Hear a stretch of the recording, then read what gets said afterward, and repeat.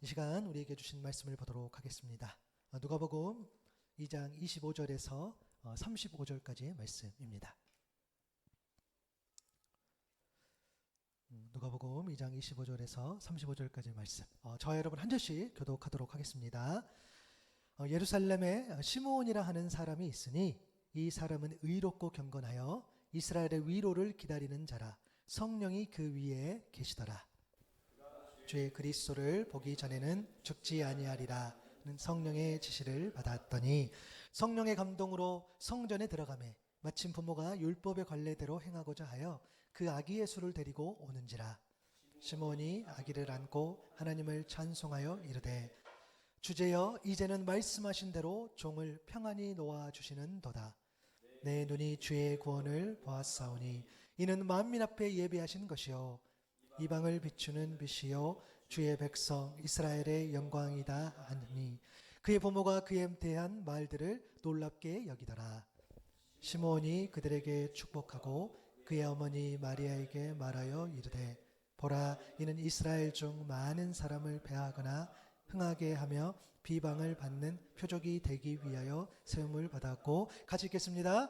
또 칼이 내 마음을 찌르듯 하리니 이는 여러 사람의 마음의 생각을 드러내려 함이니라 하더라. 아멘. 오늘 말씀의 제목은 오늘 하나님의 위로를 기다리는 자, 하나님의 위로를 기다리는 자라는 말씀의 제목으로 말씀을 나누도록 하겠습니다. 한 주간 평안하셨죠? 네, 감사합니다. 우리 한번 우리 하노이 샘물교회 인사 이렇게 나누도록 하겠습니다. 제가 앞에 하면 뒤에 해주신 겁니다. 하나님이 당신을 부르십니다. 하나님이 당신을 계획하십니다. 하나님이 당신을 사랑하십니다. 아멘. 하나님이 정말 한 분 한 분을 부르셨고 또 계획하시고 사랑하십니다. 저는 이 인사말이 참 좋습니다. 그렇죠? 왜냐하면 어떤 특별한 사람에게 임하는 그런 하나님의 계획이 아니라 정말 한 사람 한 사람에게 놀라운 어떤 그런 부르심들, 계획하심들, 또 끝까지 사랑하신다는 그 말씀, 그렇죠? 우리가 어떤 큰 일을 할 수도 있고 또 작은 일을 할 수도 있고 또 어찌 보면은 굉장히 좀 뭐랄까 낮고 낮은 자리에 있을 수는 있겠으나 하나님께서는 그 모습 그대로를 받아주시고 그 모습을 향한 놀라운 계획이 있다는 그 사실, 이것을 신뢰하며 나아갈 수 있는 저 여러분 될 수 있기를 바랍니다. 오늘 대림절 기간 첫 번째 주일입니다. 둘러보시면 와 해주십시오. 저희 아내가 저희 아내가 또 아이들이 또 이렇게 있습니다. 저는 아시죠? 저는 거의 하지 않고 그래서 우리 아내에게 칭찬해 주시고, 그래서 우리 대림절 기간입니다. 아시는 것처럼 우리 크리스마스 전 4주 기간을 이렇게 두고 우리 예수님을 기념하고 기억하는 그런 기간입니다. 우리가 대림절 기간하면 어떤 예수님을 묵상하는가라고 하면은 사실 과거에 이미 오셨던 예수님이죠. 이제 우리 그 예수님을 또 기념하는 거죠. 이미 오셨던 예수님. 그리고 오늘 저와 여러분이 함께 늘 만나고 동행하는 그 예수님. 그리고 이제 우리가 그래서 기대하죠. 앞으로 오실 그 예수님. 그래서 그 예수님을 우리가 또 묵상하는 기간이 바로 대림절 기간입니다. 그래서 저희가 이번 주부터 해가지고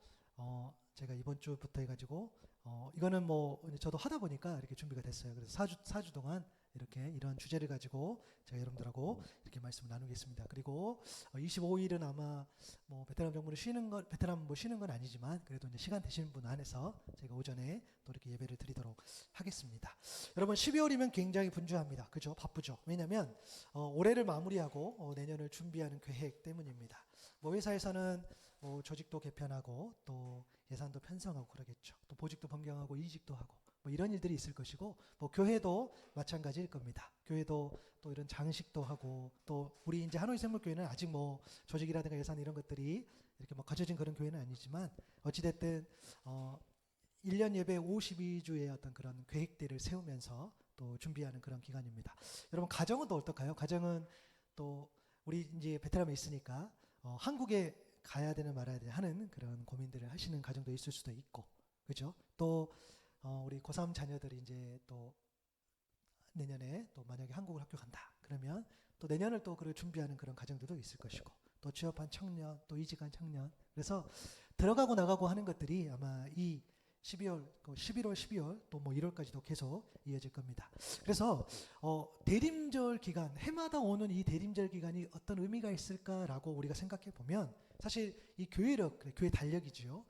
교회 절기는 사실 2024년의 교회 절기는 이 대림절부터 시작합니다. 그렇죠? 그래서 왜 그러냐면 그래서 2024년을 이 대림절, 그러니까 오셨던 예수님, 그렇죠? 그 예수님이 이제 태어나신 것부터 우리가 기념하면서 이 교회력이 시작하는데, 그래서 2023년을 돌아보고 24년을 이렇게 준비하는 그런 의미에서 이 대림절 기간이 의미가 있습니다. 그래서 2023년을 돌아보고 2024년을 주님의 마음으로 준비하라는 그런 의미인 줄로 믿습니다. 그래서 이 기간을 여러분들이 잘 보내셨으면 좋겠어요.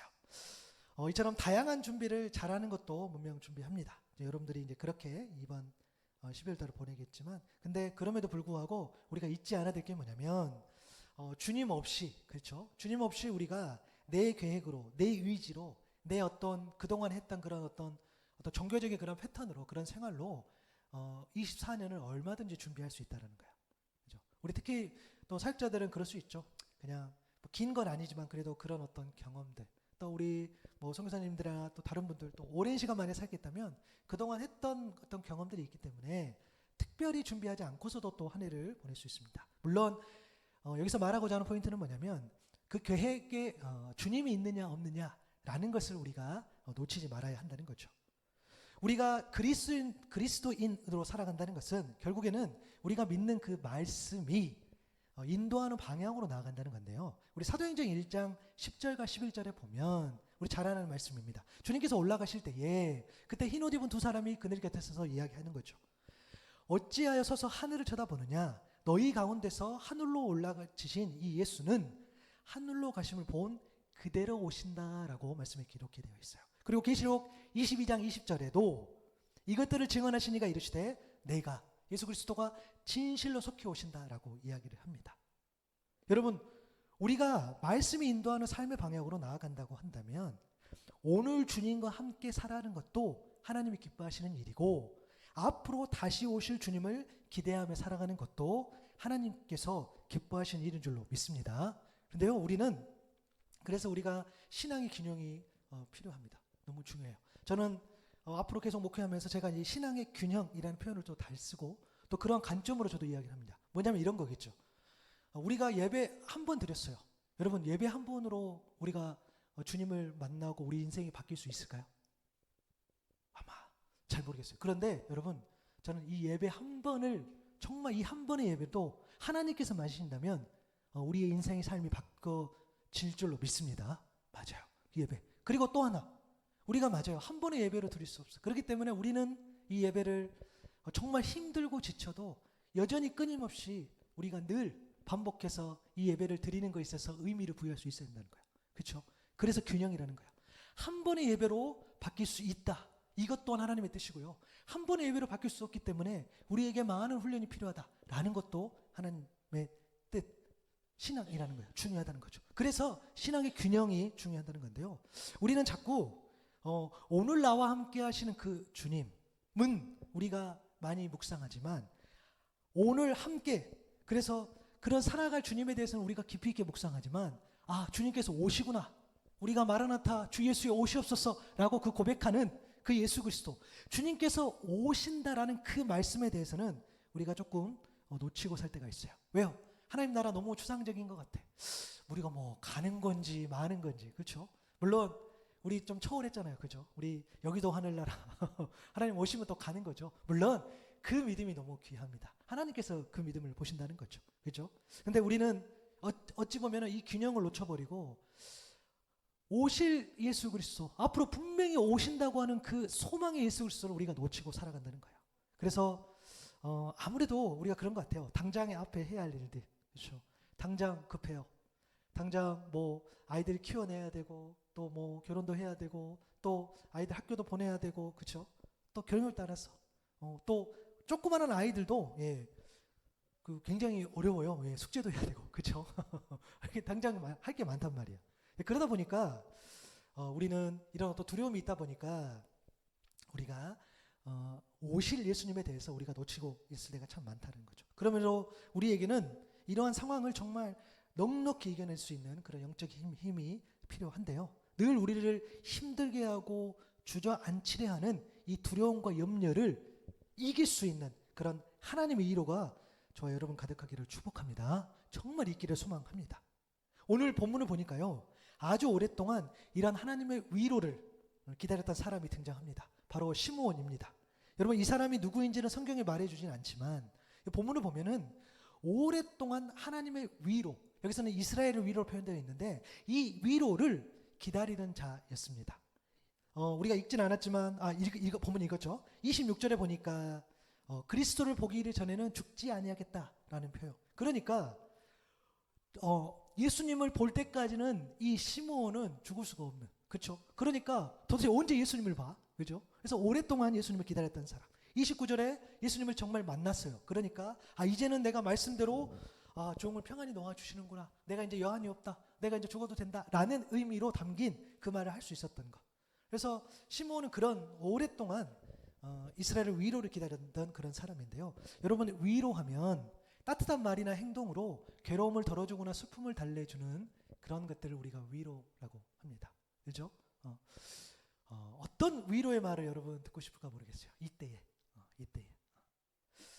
여러분, 이 두 손 너에게라는 그 노래가 있어요. 노래가 있는데 이게 여성 듀엣인데 이 스웨덴 세탁소라는 팀이에요. 저도 이번에 찾아보면 좀 들었는데 두 손 너에게라는 이 가사 중에 이런 표현이 있어요. 이런 표현이 있는데 뭐냐면 걱정 말아라, 너의 세상은 보일까요? 네, 걱정 말아라, 너의 세상은 아주 강하게 널 감싸 안고 있단다. 나는 안단다. 그대로인 것 같아도 아주 조금씩 넌 나아가고 있단다. 이게 어떤 그 상황 속에서 이런 표현이 좀 사용되냐면 이제 할아버지가, 그죠? 할아버지가 청년인데 손녀에게 이렇게 격려하면서 썼던 표현. 그대로인 것 같아. 내가 아는데 너 그대로인 것 같은데 아주 조금씩 너가 나아가고 있어. 내가 그걸 알아. 라는 거. 네, 참 위로가 되는 말입니다. 사실 제가 듣고 싶어하는 위로의 말이기도 합니다. 정말 그대로인 것 같지만 그리고 또 뭔가 진전이 없는 것 같지만 너는 아주 조금씩 나아가고 있어.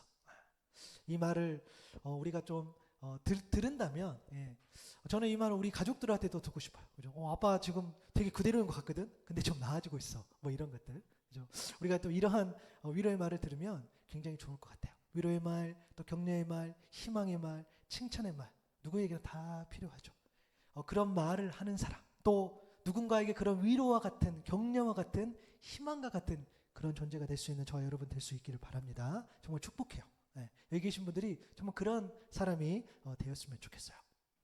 근데 오늘 본문을 보니까 이 시므온이 기다린 위로는 우리가 방금 나눴던 그런 위로하고는 좀 다른 것 같아요. 이스라엘의 위로를 기다렸다고 이야기했어요. 여러분, 내 위로가 아니라 이 시므온은 자기 자신에게 위로가 되는 그뿐만 아니라 그 이상, 자기의 민족, 진정한 위로, 진정한 회복이 이 이스라엘에게 임하기를 소망하며 이스라엘의 위로를 기다렸다고 이야기하는 거예요. 여러분, 우리가 성경의 어떤 시대를 생각해 보면 예수님 당시 이스라엘의 위로는 지금의 아픔, 절망, 거기에서 회복하는 거였어요. 늘 공격받고, 늘 어렵고, 또 예수님 이제 오실 때는 이제 또 로마로부터 압제를 받는 거죠. 그 절망 가운데 있었을 때에 회복하는 것이 바로 위로였겠죠. 이사야 66장 10절과 11절에 보면 예루살렘을 사랑하는 자들이여 다 그 성읍과 함께 기뻐하라. 다 그 성읍과 함께 즐거워하라. 그 성읍을 위하여 슬퍼하는 자들이여 다 그 성의 기쁨으로 말미암아 그 성과 함께 기뻐하라. 너희가 젖을 빠는 것 같이 그 위로하는 품에서 만족하겠고 젖을 넉넉히 빤 것 같이 그 영광의 풍성함으로 말미암아 즐거워하리라. 아멘. 너무너무 풍성한 이미지, 그죠? 이 품에 안겨서 기뻐하는 그 이미지. 지금 만약에 이 메시지, 이 희망의 메시지를 오직 이스라엘의 희망과 번영과 승리라는 어떤 그런 시선으로 바라본다면 이 이스라엘 입장에서는 얼마나 위로가 될지 모르겠어요. 마찬가지일 것 같아요.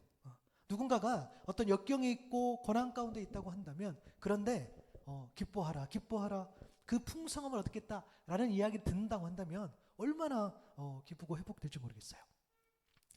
이스라엘 사람들은 아마 그랬을 거예요. 그들은 정말 그런 어떤 회복과 번영을 꿈꿨을 거예요. 그런데 이 이스라엘의 전통적인 기대와는 달리 이 시므온은 이 예루살렘의 이 어떤 위로, 보호, 승리만이 아니라 그것만 이야기했던 거 아니에요. 그는 정말 하나님이 보내주실 그런 메시아, 그 메시아가 오늘 본문의 아기 예수님이셨고 그의 찬양이 바로 그 증거란 말이에요. 단순하게 이스라엘의 번영만 생각한 것이 아니라 정말 이 모든 것을 넉넉하게 이겨내실 그런 메시아, 그게 바로 예수 그리스도라는 거죠. 누가복음 27장 하반절에 보니까 마침 부모가 율법의 관례대로 행하고자 하여 그 아기 예수를 데리고 오는지라. 예수님이 오셨단 말이에요. 지금 아기 예수죠. 지금 율법의 관례라는 것은 뭐냐면 누가복음 2장 23절의 말씀처럼 첫 해에 처음 난 자마다 주의 거룩한 자를 하리라 한 대로 아기를 주께 드리고, 그러니까 정결 예식에 따라서 아기 예수를 하나님께 드리기 위해서 지금 이 모습들이 나타나고 있는 거예요. 예수님을 데리고 간 거죠. 그때 이 시므온이 바로 그토록 기다렸던 그 예수님 만나고 그렇게 찬송합니다. 누가복음 2장 28절에서부터 33절까지 우리가 읽었던 송. 여러분 잘 한번 들어보세요. 시므온이 아기를 안고 하나님을 찬송하여 이르되 주제여 이제는 말씀하신 대로 종을 평안히 놓아주시는도다. 내 눈이 주의 구원을 보았사오니 이는 만민 앞에 예비하신 것이요 이방을 비추는 빛이요 주의 백성 이스라엘의 영광이니이다 하니 그의 부모가 그에 대한 말들을 놀랍게 여기더라. 아멘. 여러분, 이 시므온은요 이스라엘의 전통적인 기대와는 달리 단순히 예루살렘의 위로, 그 옹호하는 것, 승리하는 것, 쟁취하는 것, 이겨내는 것만을 바란 게 아니었어요. 내 눈이 주의 구원을 보았다라고 이야기합니다. 예수 그리스도를 만났어요. 그런데 내가 드디어 지금 이 누워있는 이 아기 예수를 보고 내가 드디어 주의 구원을 보았다라고 그가 이야기합니다. 그리고 더 나아갑니다. 여러분, 예루살렘의 그 승리 번영은요 예루살렘을 넘어가지 않았어요. 오직 이스라엘 그 안에서만 있었던 거죠. 그런데 여기 놀라운 고백, 이방을 비추는 빛, 구원의 역사가 이스라엘에 머물지 않고 이방을 비춘다. 그 빛이 세상에 직접 내려왔다라고 고백한다는 거예요. 여러분, 이 이방을 비췄기 때문에 저와 여러분이 오늘 우리가 하나님을 예배하는 자로, 구원받는 자로 살아갈 줄로 믿습니다. 맞잖아요. 우리가 그 빛을 또 우리도 경험했다는 거예요. 그가 바라봤던 그 메시아가 바로 이 모습이라는 거죠. 여러분, 메시지 성경 이사야 42장 1절에서 4절까지 보면은 이에 주의 종 메시아를 묘사하는 장면들이 나옵니다. 한번 봐보세요. 나의 종을 유심히 보아라. 내가 전적으로 지지하는 종이다. 그는 내가 택한 사람이며 나는 그가 더없이 마음에 든다. 나는 그를 온통 내 영으로 내 생명으로 감싸 주었다. 그가 민족들 사이에서 모든 일을 바로잡을 것이다. 그는 일장연설이나 화려한 행사로 자기 일을 과시하지 않을 것이다. 그는 다치고 상한 이들을 무시하거나 미천하고 보잘것없는 자들에게 무관심하지 않으며 분명하고 단호하게 모든 일을 바로 잡아줄 것이다. 그는 자기 일을 마칠 때까지 지쳐주지 않는 법이 없고 땅 위의 모든 일을 바로잡기까지 멈추지 않을 것이다. 먼 바다 섬들까지 그의 가르침을 고대할 것이다. 여러분, 이 글을 읽어갈 때에 주의 종 메시아를 묘사한 이 표현들을 볼 때에 참 개인적으로 이 예수님이 이렇게 하셨던 것처럼, 그렇죠? 예수님이 그렇게 하실 거라는 예언의 말씀이지만 실제로 그렇게 하시잖아요. 예수님이 이렇게 하셨던 이 모습을 보고 저도 개인적으로 그렇게 좀 해봤어요. 내가 이 표현들을 조금 더 이렇게 다듬어서 내가 2024년에 내가 이러한 좀 마음을 가지고 내가 이 사역에 좀 임해야 되겠다라는 표현들을 좀 써봤어요. 내 뜻이 담긴 설교나 화려한 행사로 사역을 포장하지 않는다. 예수님이 그렇게 하셨던 것처럼. 다치고 상한 이들을 무시하거나 미천하고 보잘것없는 자들에게 무관심하지 않는다. 예수님이 그렇게 하셨던 것처럼. 하나님이 맡겨주신 일을 마칠 때까지 지쳐 주저하지 않는다. 예수님이 그렇게 하셨던 것처럼. 제가 이렇게 저는 이제 개인적으로 적용해 봤는데 여러분도 오늘 집에 돌아가셔서 한번 이 메시지 성경 이사야 42장의 내용을 한번 찾아봤으면 좋겠어요.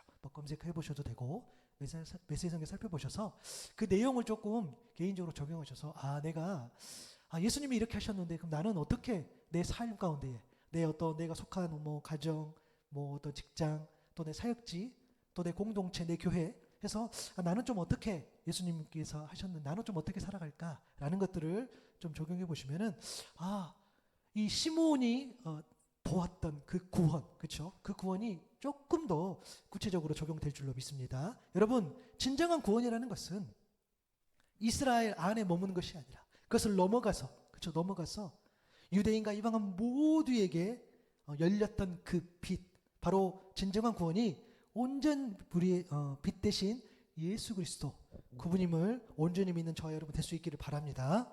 여러분, 시므온의 찬양 속에 담긴 그 이스라엘의 위로, 그 하나님의 위로는요, 하나님이 약속하신 거예요.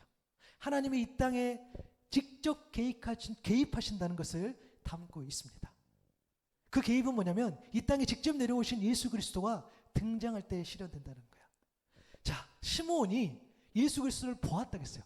아니 구원을 보았다겠어요. 그죠? 그 구원이 바로 예수 그리스도인데, 그러면 그 예수님께서 이 땅에 오셨을 때에 어떻게, 그죠? 분명히 예수님 그 메시아가 오시면은 하나님 나라가 실현되고 또 어떤 영향이 이를 텐데, 과연 예수 그리스도가 이 땅에서 오셔서 그분이 어떻게 실현되고 또 어떻게 실제로 존재하는 것을 이 어머니 마리아를 축복하면서 말해요.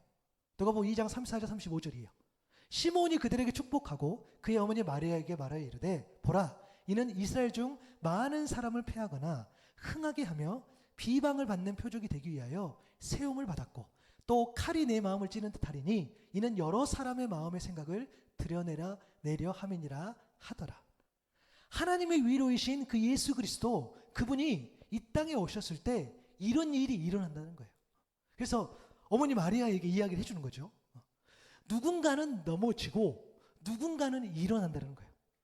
또 이 예수님은 비방을 받는 표적이 된다는 거예요. 또 이 예수님은 칼이 된다고 얘기했어요. 칼이. 그래서 사람의 마음의 생각을 꿰뚫는다고 했어요. 이 표현은 조금 의미가 몇 개 담겨 있는데요. 그러니까 예수님께서 오셔가지고 고초를 겪고 아픔을 겪기 때문에 그 아픔을 겪는 아들을 바라볼 때에 마리아 어머니 입장에서는 그 아픔을 겪는 예수 그리스도, 예수님이 칼인 거죠. 마음을 찌르는 거죠. 그렇죠. 그런 의미에서 칼의 의미가 될 수 있고요. 또 하나는 방금 이야기했던 것처럼 사람의 마음의 생각을 꿰뚫어요. 막 헤집어 놓는 거예요. 이게 완전히 드러난다는 거예요. 이게 거짓이고 이게 진실인 것이, 이것이 하나님 뜻이고 이것이 하나님 뜻이 아니라는 것이 예수 그리스도가 오심으로써, 그가 다니심으로써, 그가 메시지를 전함으로써, 그가 영향을 끼침으로 완전히 드러난다는 거예요. 어떻게 해요? 그래서 칼같이 다 잘라낸다는 거예요. 그렇죠? 그래서 그것은, 그 역사는 뭘로 결정됩니까? 바로 믿음으로 결정되는 거죠. 믿음을 거부했을 때, 믿음을 수용했을 때. 그러니까 어찌 보면은 물론 예수님께서 오셨을 거는 우리가 예수님은 평화의 예수 그리스도이십니다. 그러나 그 과정 가운데는 예수님이 오셨을 때는 이 시므온의 이 고백에 따르면은 어떻게 해요? 거의 이제 이분법적인 그런 어떤 표현적으로 나눠지는 거죠. 그렇죠? 믿음을 받아들였을 때에, 믿음을 거부했을 때에 어떤 일이 일어난다라는 것들. 하나님은 우리를 위해서 하나님의 위로 예수 그리스도를 보내셨어요. 그러나 그것을 믿고 신뢰하지 못한다면 이 구원은 완성되지 않는다는 거예요. 그 구원을 믿고 신뢰하고 여러분 받아들여야 합니다. 성경을 통해서 우리는 알죠. 이방인들은 그렇게 한다 그랬어요. 그러나 이스라엘 가운데 많은 사람들이 그렇게 하지 않는다 그랬어요. 여러분, 참 이스라엘은 육신의 혈통이 아닙니다. 오직 믿음으로 진정한 이스라엘, 참 하나님의 백성이 된다는 거예요. 그것은 뭐냐면 교회만 다닌다고, 내가 신앙인이라고 말만 한다고 하나님의 자녀가 된다는 것이 아니라는 거예요.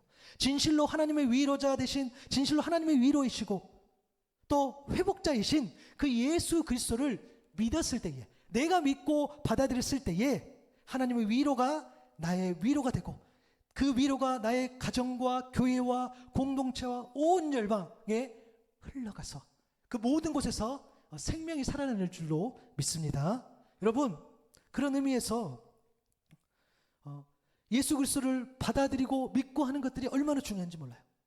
하나님의 위로는 하나님 아버지의 마음이고 사랑이고 약속입니다. 이것은 우리를 향한 놀라운 계획, 놀라운 섭리예요. 그런데 우리에게 문제가 있어요. 이것을 온전히 믿음으로 기다리고 있는가라는 문제입니다. 내가 하나님의 위로를 기다린다고 했을 때에, 내가 하나님의 어떤 그런 놀라운 은혜를 내가 사모한다고 했을 때에, 과연 그 은혜가, 그 위로가 오직 예수 그리스도인가? 이 물음에 정말 우리가 진지하게 저는 대답할 수 있다고 생각합니다. 여러분, 여호수아 24장 15절에 보니까 만일 여호와를 섬기는 것이 너희에게 좋지 않게 보이거든, 너희 조상들이 강조 쪽에서 섬기던 신들이든 또는 너희가 거주하는 땅에 있는 아모리 족속의 신들이든지 너희가 섬길 자를 오늘 택하라. 오직 나와 내 집은 여호와를 섬기겠노라 하니 기록되어 있어요. 여러분, 맞습니다. 우리도요, 이 여호수아처럼 우리가 기다리는 이 하나님의 위로가 세상이 말하는 능력이나 권력이 아니라 바로 우리를 위해 생명을 버리고 저 낮고 낮은 자리로 친히 직접 내려와 주신 그 예수 그리스도, 그 예수 그리스도가 오늘 그 예수 그리스도를 선택할 수 있는 저와 여러분 될 수 있기를 바랍니다. 오늘 우리는 선택의 기록에 놓였다는 거예요. 또한 우리가 기다리는 그 하나님의 위로가 예수 그리스도입니까? 라는 그 질문 앞에 우리가 좀 이렇게 머뭇거리지 않았으면 좋겠어요. 열왕기서 18장 21절, 너무 유명한 말씀이죠.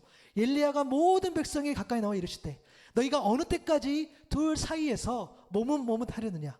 여호와가 만일 하나님이면 그를 따르고 바알이 만일 하나님이면 그를 따를지니라 하니 백성이 말 한마디도 대답지 아니한다라고 기록이 되어 있어요. 맞아요.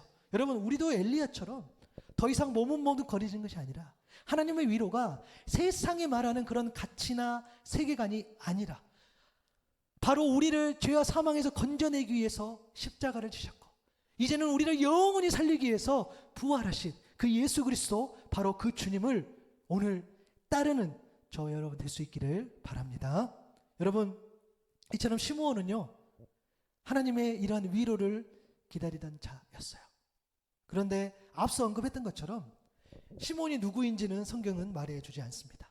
그러나 그는 오랫동안 하나님의 위로를 기다렸고 마침내 하나님의 위로를 누리며 찬송할 수 있었어요. 어떻게 시므온이 그렇게 오랫동안 기다려서 그 은혜를 누릴 수 있었던 걸까요? 여러분, 기다리는 거 쉽지 않죠. 그죠? 뭔가를 기다린다는 것은 당연히 쉽지 않겠죠. 왜냐하면 그게 확실히 어떤 보장을 받았나, 어떤 약속을 받았나 라고 한다 할지라도 오랜 시간 기다린다는 것은 굉장히 힘든 일입니다. 그런데 시므온은 그것을 해낸 사람, 시므온의 모습과 태도를 통해서 이 하나님의 위로를 기다리는 자의 특징을 우리가 알 수 있다는 거예요. 여러분, 하나님의 위로를 기다렸던 사람의 특징은 뭡니까? 그는 의롭고 경건했다는 거예요. 누가복음 2장 25절에 보니까 시므온이라는 사람이 있으나 이 사람은 의롭다, 경건했다, 이스라엘의 위로를 기다리는 자라, 성령이 그에 계시더라 라고 이야기합니다. 여러분, 의롭다라는 이 뜻 안에는요, 이 헬라어 디카이오스인데요, 하나님과 사람의 이 법을 준수하는 이라는 의미가 담겨 있어요.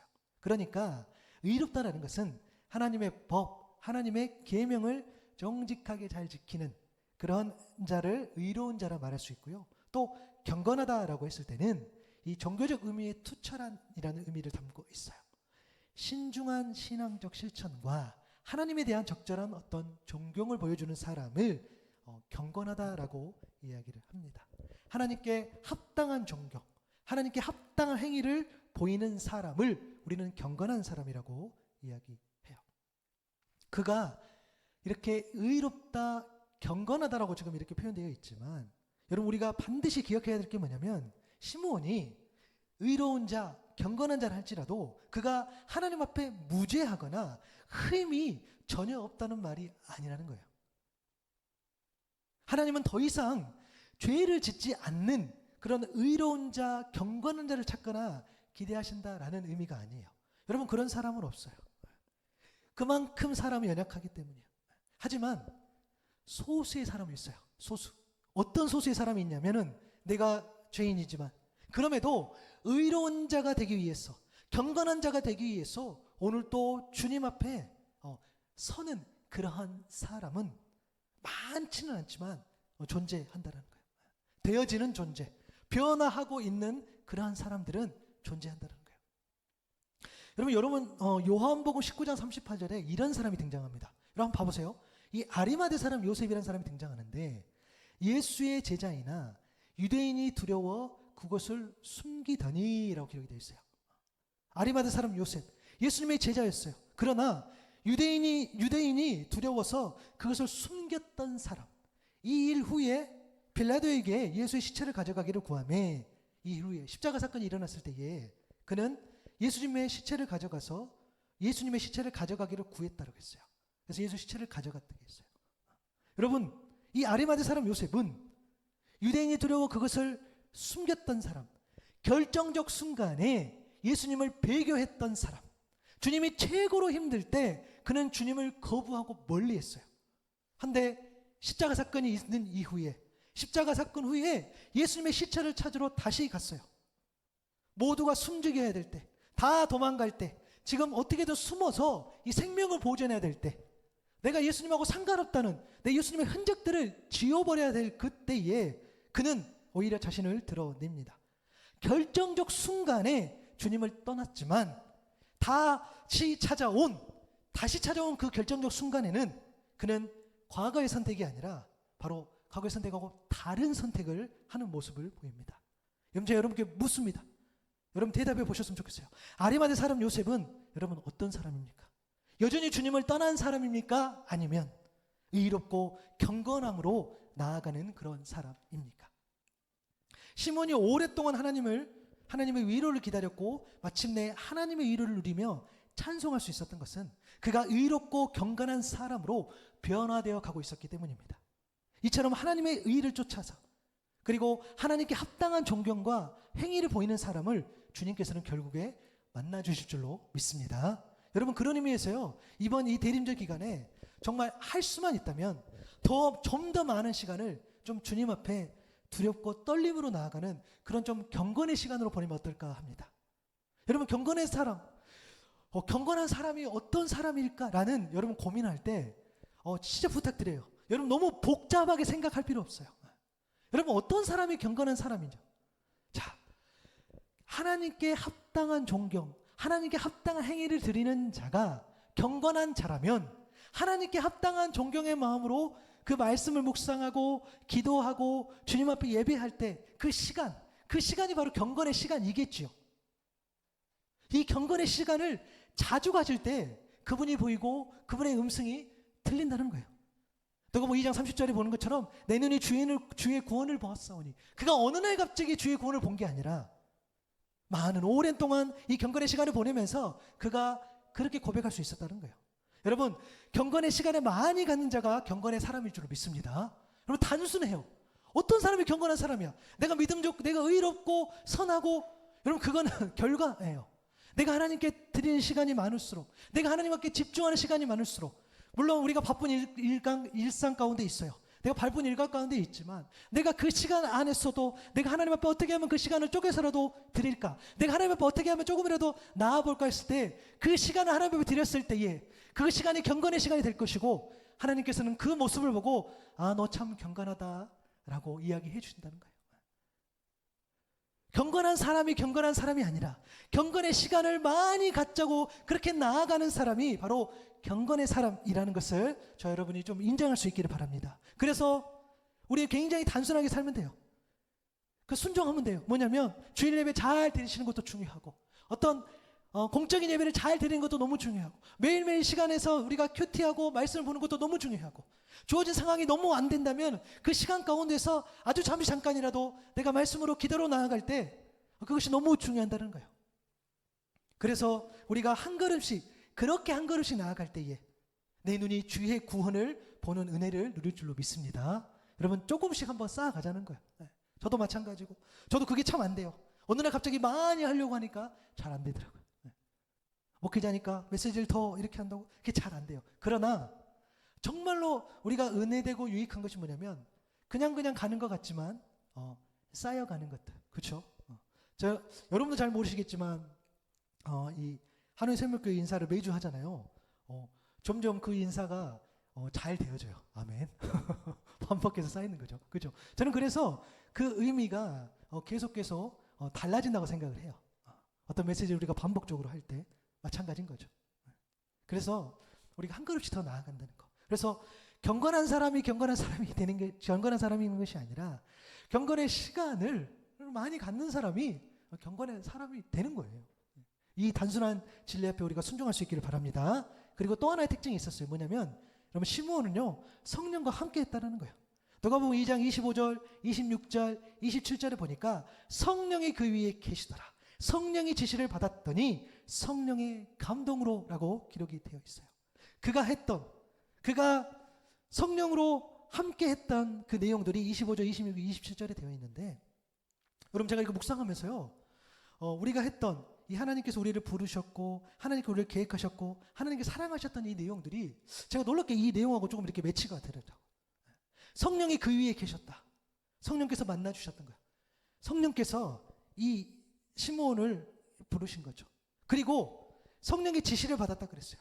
그리고 성령의 지시가 뭐였죠? 바로 기다림이었어요. 그 기다림이 뭐였죠? 계획인 거죠. 하나님께서 그를 불러서 계획하셨어요. 그 계획이 뭐였어요? 기다리는 거였어요. 그리고 성령의 감동으로 그 계획 가운데 하나님은 끝까지 이 시므온을 사랑하셨어. 그리고 그에게 감동을 주셔서 그가 마침내에 구원을 보았다. 오한 없다라는 그 은혜를 누렸다는 거예요.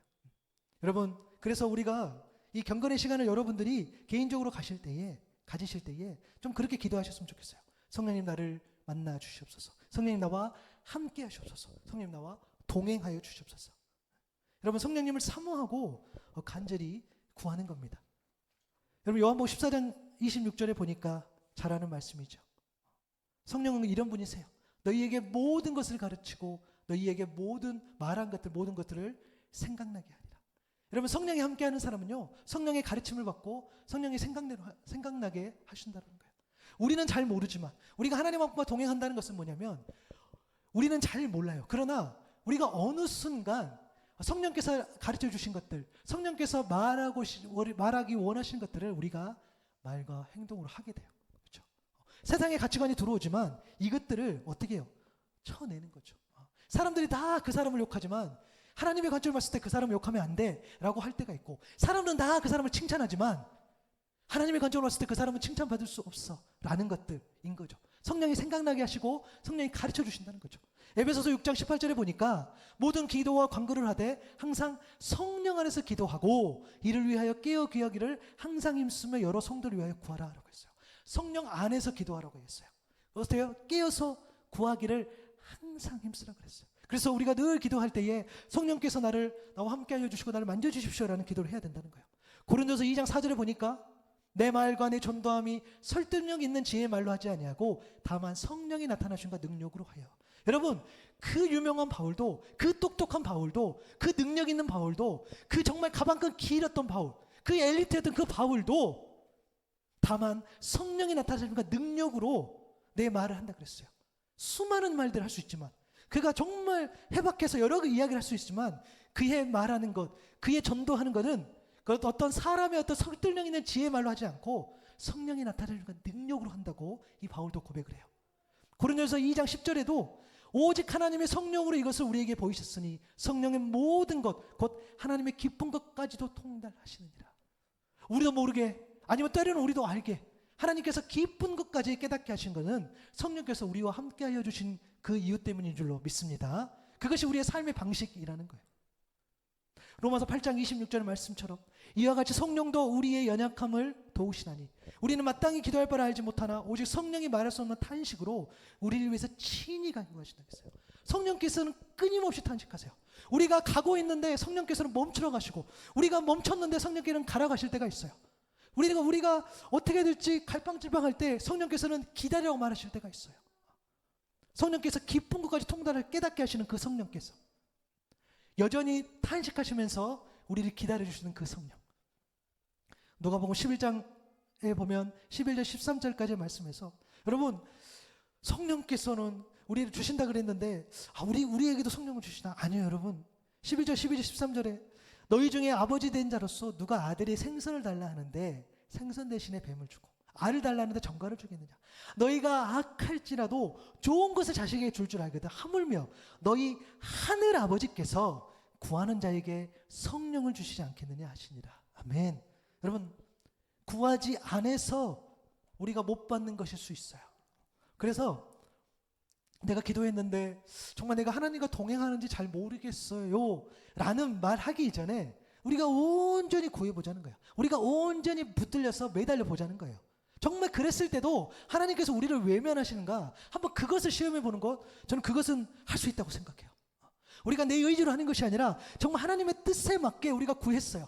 또 우리가 나아갔어요. 그런데 하나님께서 정말 그걸 생각나게 안 해주시거나 또 하나님께서 가라 말아 이런 것들을 우리 어떤 성령의 감동으로 주시지 않는다는 것, 글쎄요, 우리가 그만큼 구해보지 않았기 때문에 우리가 그를 확신할 수 없는 거지. 아니요, 성령께서는 우리를 정말 탄식하시면서 오늘도 우리와 함께 하여 주신다는 거예요.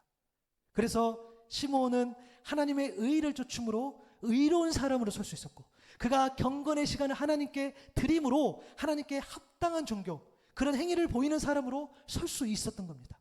그렇게 하나님을 사모하며 나아갈 때 성령께서 그를 만나 주셨다는 거예요. 성령이 그에 계시고 성령의 지시를 받아서 오랜 시간 기다릴 수 있었다는 거예요. 마침내 성령의 감동으로 하나님의 위로이신 주님을 만나는 은혜를 누릴 수 있었다는 겁니다. 사랑하는 성도 여러분, 여러분 바쁘고 분주한 연말, 자칫 잘못하면 이 세상의 분위기에 쉽게 휩쓸려 버릴 수 있는 이때에 오늘 본문을 통해서 주신 이 시므온을 좀 묵상해 볼 수 있길 바랍니다. 그는 희망이라고 전혀 보이지 않는 것 같은 절망적이고 불의한 세상에서 하나님의 위로를, 메시아를 그런 기다렸던 사람입니다. 성령님을 통해서 받은 사명이 있어요. 하나님의 위로이신 그리스도 예수를 보기 전에는 죽지 않는다는 것. 그는 그 부르심에 순종했죠. 오랫동안 그 자리를 지켰습니다. 그리고 마침내 아기 예수님을 만난 거죠. 여러분, 기다리면 쉽지 않습니다. 더욱이 주님을 기다리는 자들이 정말 소수밖에 없다면, 많은 사람들이 예수님을 기다렸다면 쉬울 수 있어요. 그러나 여러분 잘 아시잖아요. 하나님 앞에 진정으로 헌신하는 사람, 하나님 앞에 깨어서 기도하는 사람, 하나님을 의지하는 사람은 정말 소수더라고. 또 예배의 자리를 사모하는 사람도 소수예요. 그러다 보니까 그 기다림, 그 예배함들, 이런 것들이 쉽지 않아요. 왜냐? 소수예요, 소수. 그러다 보니까. 그래서 그런 견디는 일은 누구에게나 고통이고 아픔이고 하나님 앞에 나가는 것은 괴로움일 수 있어요. 그러나 시므온은 주님을 만났습니다. 그가 그렇게 주님을 만날 수 있었던 것은 하나님의 의로움을 쫓는 의로운 자가 되기 위해서 자신을 드렸어요. 하나님께 두렵고 떨림으로 그의 합당한 존경을 드렸어요. 그의 합당한 거룩한 행위를 드렸을 그 경건의 시간을 그는 하나님 앞에 드렸어요. 그리고 그 시간대마다 성령의 임재를 구했기에 성령과 동행하고 성령의 임재 가운데 살아갈 수 있었습니다. 사랑하는 여러분, 하나님의 위로가 되신 예수 그리스도를 믿으십니까? 하나님의 위로이신 이 예수 그리스도가 나에게도 위로가 되어 주십니까? 하나님의 위로이신 예수 그리스도만이 우리의 진정한 위로이자 소망이자 회복의 근원임을 온전히 믿는 저와 여러분 될 수 있기를 바랍니다. 여러분, 죄 많고 흠없는 우리이지만 하나님의 의로움을 쫓는 자가 되기를 여러분 수고하십시오. 어떻게든 이 경건의 시간을 드림으로 하나님께 합당한 예배를 드리는 그런 경건한 자가 되시기를 여러분 애쓰십시오. 성령의 임재를 사모하고 그분과 동행하고 성령의 사람이 되시기를 여러분 사모하십시오. 그렇게 하나님의 위로를 기다리는 자가 되었을 때 우리 마침내 하나님의 위로이신 그 그리스도를 보는 은혜를 누릴 수 있다는 거예요. 그 은혜를 사모하는 저 여러분 될 수 있기를 소망하고요. 한 주간 살아가실 때에 그 예수님을 붙잡는 저 여러분 될 수 있기를 바랍니다. 아멘. 우리 말씀을 좀 기억하시면서 우리 나는 믿네 찬양을 한 번 더 하겠습니다. 우리 찬양하시면서 오늘 좀 이 말씀을 기억하시고 그리고 주님 앞에 좀 나아갔으면 좋겠습니다. 우리에게 믿음이 참 부족합니다. 우리가 머리로는 예수님을 알지는 모르나 우리가 온전히 믿고 또 믿음의 행위를 하고 또 믿음의 행위 가운데 그 삶으로 나아가는 것은 또 다른 의미인 것 같아요. 그래서 정말 기도하고 정말 결단하고 정말 살아내는 것이 우리에게 정말 필요합니다. 하나님 감사합니다. 오늘 또 이 예배를 허락하여 주시고 특별히 하나님의 샘물교회 가운데에 하나님 예배를 허락하여 주셔서 말씀을 나누고 기도할 수 있도록 인도하여 주시니 감사합니다. 대림절 기간을 시작하며 오늘 시므온을 묵상해 봅니다. 그가 오랜 시간 동안 우리 주님을 기다려서 그 은혜를 누릴 수 있었던 것은 그가 하나님의 의를 쫓고 또한 그가 죄 많고 흠이 많았음에도 불구하고 하나님께 합당한 예배를 드리는, 또 하나님 앞에 나아가는 그런 경건의 시간을 드렸기 때문에 그가 하나님을 볼 수 있었음을 보았습니다. 기도할 때마다 성령의 충만함을 구하는 우리가 되게 하여 주옵소서. 성령의 도우심을 구하고, 하나님 나와 함께하여 주십시오. 하나님 나를 만져주십시오. 나와 동행하여 주십시오. 나는 할 수 없습니다. 오직 내 안에 계신 성령께서 나와 함께하여 주실 때에 내가 나아갈 수 있습니다. 내가 멈출 수 있습니다. 내가 좌로도 우로도 갈 수 있습니다. 라는 고백들이 우리 안에 넘쳐날 수 있도록 도와주시고, 무엇보다도 우리가 받은 은혜가 있사오니, 우리가 받은 그 사랑이 있사오니 그 사랑을 증언하고 증거함으로 이 복음을 전파하며 살아갈 수 있는 우리 모두 되게 하여 주옵소서. 이 대림절 기간 동안 조금 더 주님 앞에 한 걸음 더 나아갈 수 있는 우리가 되게 하여 주시고, 주님을 늘 사랑합니다 라고 고백할 수 있는 우리 모두 되게 하여 주옵소서. 감사합니다. 예수님의 이름으로 기도드립니다. 아멘.